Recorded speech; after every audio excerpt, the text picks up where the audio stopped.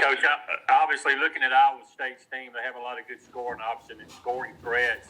What have you seen from them on film so far? Well, they're scary on film. When you watch them against West Virginia, they should have beat West Virginia. They had West Virginia on the road, had an unbelievable opportunity to win on the road at West Virginia, which is hard to do. I know that personally. And then they played Baylor incredibly tough at home. I mean, this is a 1 seed and a 2 seed. They're very talented. Bolton, their starting point, number 45, is a really good player. He's out of Virginia originally.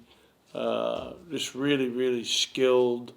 Excellent passer, excellent scorer, shoots it strong, tough, very good player. And then they have another guard who's a senior, a fifth-year senior, Coleman Lands, who's a transfer, I think, from Penn State originally, but really good player, shooting 39, almost 40% on the year from three.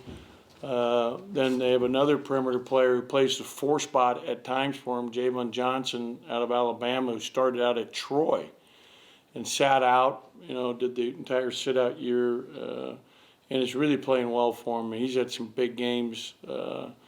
They've had a tough schedule when you look at who they've been playing. I mean, Texas at Texas, Texas Tech, Baylor, West Virginia, all highly ranked teams. So I'm really impressed with their personnel. And then Solomon Young, their starting center, who's been starting there for the last few years, is a really good big who can score in a lot of ways around the basket, left shoulder, right shoulder, shoots it faced up, very good offensive rebounder. They've got talent. Paul, go ahead with your follow-up. Coach, you mentioned the other night after the Tennessee game about Quentin Post, and obviously that was his best game from a rebounding standpoint.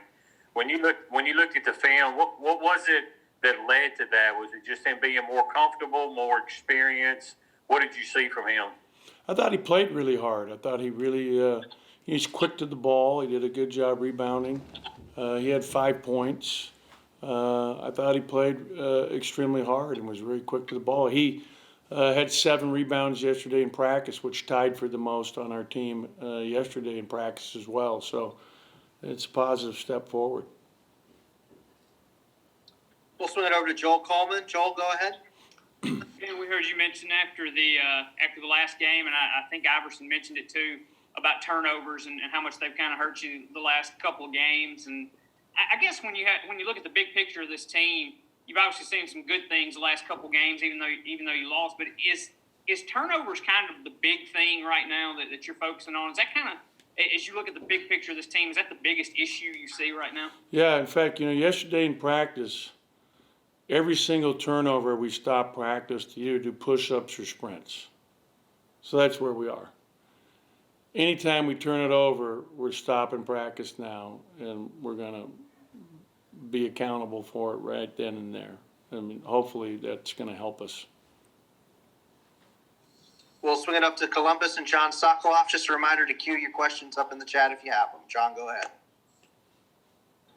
Ben, kind of going off that, is there anything else you guys are going to change about your, kind of approach offensively, or is it really just like the turnovers that you guys are really just trying to, tighten up? We're trying to tighten up the turnovers. I mean, if you look at the last 2 games, John, I think Alabama's turnovers led to 18 points, and in the game against Tennessee, it led to 23 points. If we can, half those, which is what we need to do, and then we win both those games.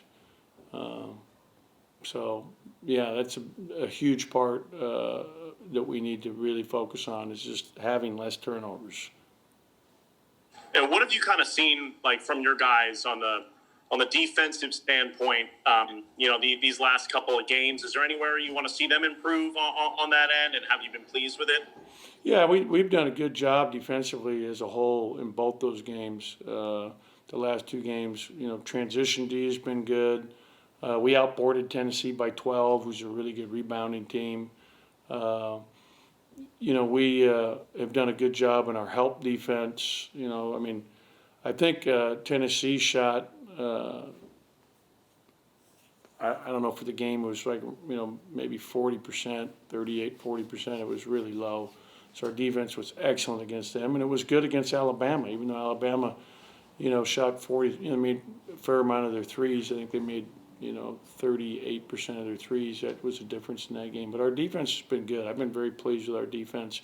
You always make mistakes in the game of basketball, whether it's on offense or defense. The team that usually makes the least amount of mistakes wins. And, we definitely made mistakes in both games defensively. But when you look at the numbers have been pretty good. And we forced turnovers. We forced turnovers in both games against both teams. We just had too many on our end. And the last one for me, sorry, quick follow-up to that. You mentioned after the Tennessee game the other night, you guys have to learn by doing. But now after watching the film of that one and based on some of the late game execution that you've seen this year, is that really still the one thing that these guys just kind of need to be able to close out these games, the experience, or is there something else late game that you've noticed that you want to see them kind of sharpen along with the turnovers that you mentioned? In the last game we had, if you go back and watch it, I watched it 3 times, you'll see a number of plays that were key turnovers by us. And, we had great opportunity. We had 7:45 on the clock with a 4-point lead at Tennessee the other night and had a wide open 3. We've got to make some shots. We had a couple of wide open threes in that game that we don't make, that if we make them, it's a difference maker for us. And, if we make the open 3 in the left wing with 7:45 to go, we're up 7. And we have some room to breathe there a little bit. And instead we miss, they come down, they score, it's a 5-point swing.